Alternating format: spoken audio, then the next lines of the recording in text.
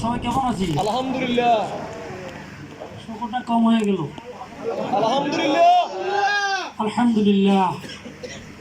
রব্বানা লাকাল হামদ হামদান কাসীরান তাইয়িবান মুবারাকান ফীহি।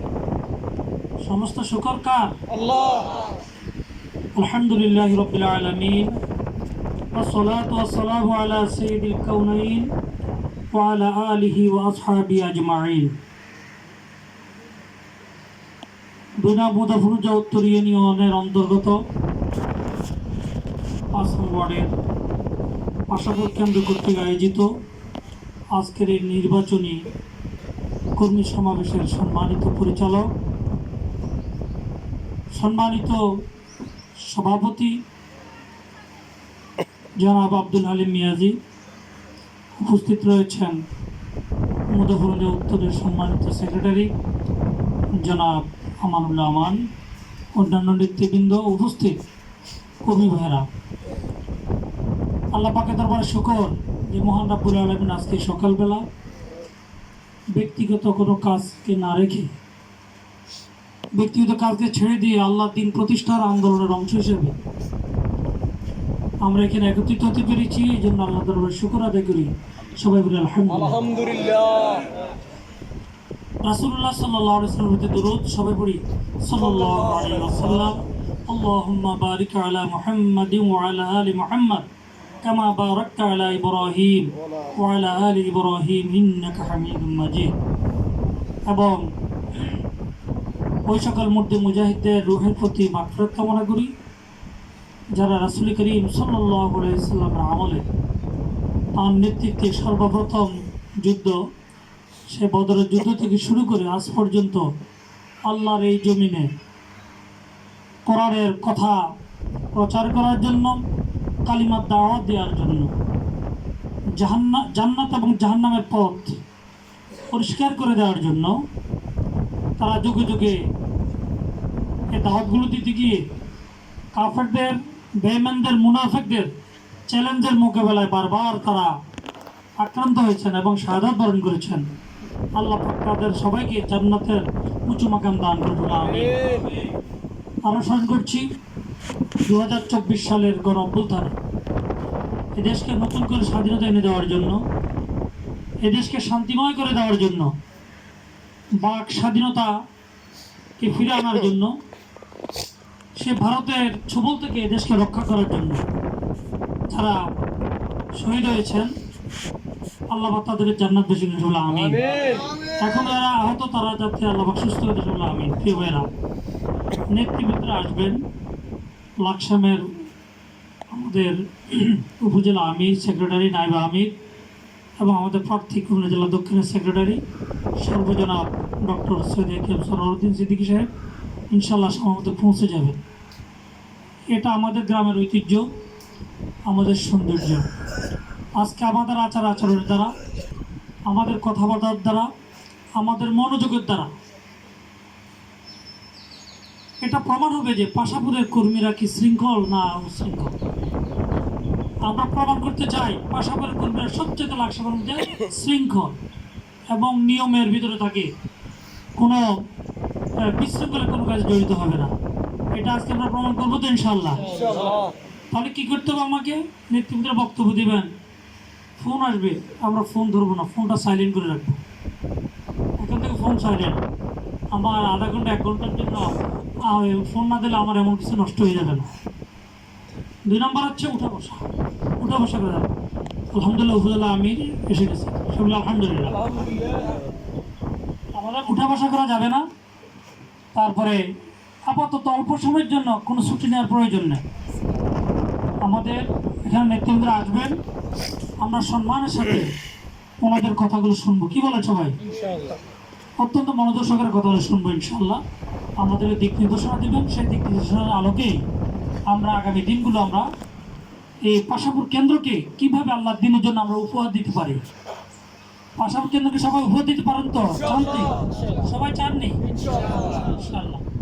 আমরা কোনো ব্যক্তির জন্য নই, আমরা উপজেলা আমিরের সন্তুষ্টির জন্য কাজ করি না, সরার সাহেবের সন্তুষ্টির জন্য কাজ করবো, কোনো ব্যক্তির সন্তুষ্টি নয়। কার সন্তুষ্ট? আল্লাহ সন্তুষ্ট। যিনি আমাকে সৃষ্টি করলেন, দুনিয়া পাঠালেন, আবার যার কাছে চলে যেতে হবে, দুনিয়ার সকল হিসাব নিকাশ যার কাছে দিতে হবে, তার সন্তুষ্টির জন্য কাজ করব আমরা। আল্লাহর দিন প্রতিষ্ঠার জন্য আমরা কাজ করব। উদ্দেশ্য একটা, আমরা যাতে জান্নাতে যেতে পারি। কোথায় যেতে পারি? এর মধ্যে আর কিছু নাই আমাদের। আমরা কিন্তু বসন্তের কোকিল না, যে নির্বাচনের কাজটা হয়ে হুল্লোড় করে একটু উঠলাম, গর্জন দিয়ে উঠলাম, তর্জন দিয়ে উঠলাম, এরকম নাকি? এই 17 বছর এত জ্বালা যন্ত্রণার পরও মূলত কি আমাদের কোনো ফোটা মিস ছিল? হয়তো ফজরের পর হয়েছে, অথবা রাতের 11টা বাজে হয়েছে, এরকম না, তাই না? সুতরাং আমরা ইসলামী আন্দোলন করি আল্লাহর সন্তুষ্টির জন্য, কোনো মানুষের সন্তুষ্টির জন্য নয়। আমরা আল্লাহর আইন প্রতিষ্ঠা করতে চাই। কার আইন? না মানুষের আইন। মানুষের আইন প্রতিষ্ঠা করতে চাই না। মনে রাখবেন, আমাদের আলোচক অনেক কথা বলে ফেলছেন, আমার শপথ এসে গেছে, কিন্তু ভোট এটা একটা আমানত, এটা একটা ইবাদত। ভোটটা নিব আমরা কি হিসাবে? ইবাদত হিসেবে নিব। কি হিসাবে নিব? ইবাদত। আর আমি অজু সহকারে বিসমিল্লাহ বলে ভোট দিবেন, বরকত দিবে কে? আল্লাহর নামে ভোট দিবেন, আল্লাহর দিন প্রতিষ্ঠার জন্য, আল্লাহ আইন প্রতিষ্ঠার জন্য ভোট দিবেন। সম্মানটা বাড়াবে কে? এতে বরকত আল্লাহ দিয়ে দিবেন। আপনি মনে রাখবেন, আপনার এই ভোটের কারণে, এই সিলের কারণে একটা আল্লাহওয়ালা লোক সংসদে যাবে, আল্লাহ আইন প্রতিষ্ঠা করবে, নামাজ প্রতিষ্ঠা করবে, রোজা প্রতিষ্ঠা করবে, ইনসাফ প্রতিষ্ঠা করবে, ন্যায় বিচার প্রতিষ্ঠা করবে, সুদ ঘুষ উঠাই দিবে। এগুলো কি আপনারা চান না? চাইনি? মাদক চিরতরে বন্ধ হয়ে যাবে, চোর থাকবে না, ডাকাত থাকবে না, একটা বেহেশতি পরিবেশ, বিরাট একটা পরিবেশ সৃষ্টি হবে ইনশাআল্লাহ। মানুষ যদি আপনাদের প্রশ্ন করে, কথা জবাব দেওয়া যাবে না?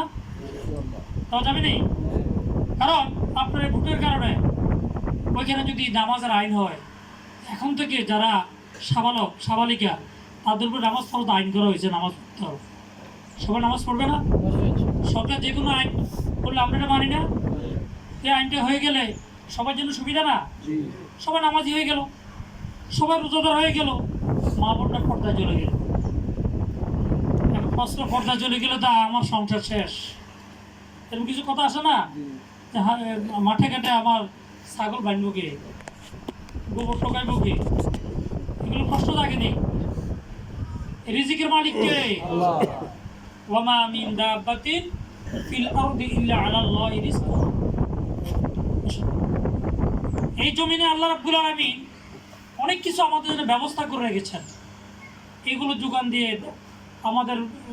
আমাদের ভাগ্যে দায়িত্ব কার? আল্লাহর। কার? আমরা মনে করি যে উমুকে না দিলে তো আমি বাঁচতাম না, উমুকে না দিলে এই না।